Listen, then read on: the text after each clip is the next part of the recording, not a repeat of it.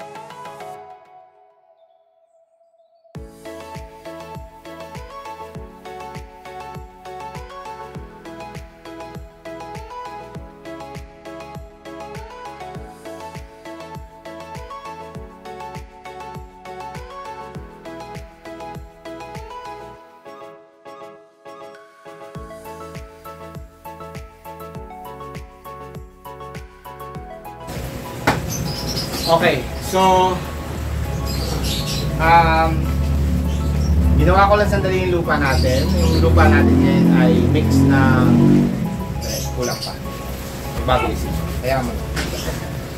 So okay, so yung soil mix natin ngayon ay halong rice hull, carbonized rice hull, dead leaves, old soil, and ano nga ba yun? Mga eggs, yung mga eggshells at saka anong tawag dito? May konting urea. Urea. So ito, plano kong ihalo ito kasi lumang soil ito, no?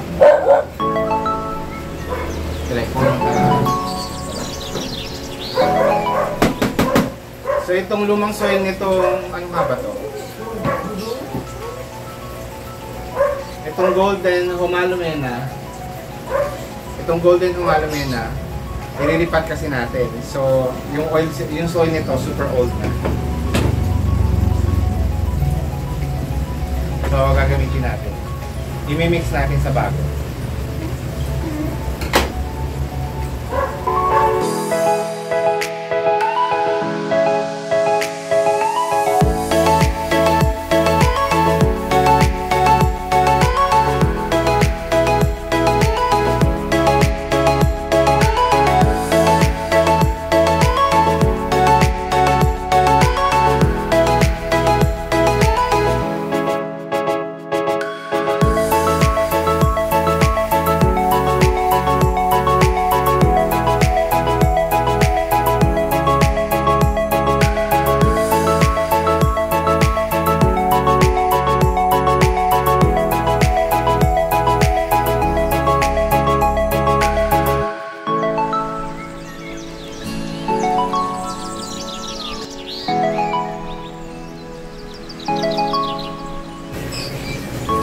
May mga soil nga din pala dito yung mga galing sa yung mga pat ng succulents na galing Baguio or yung tawag doon.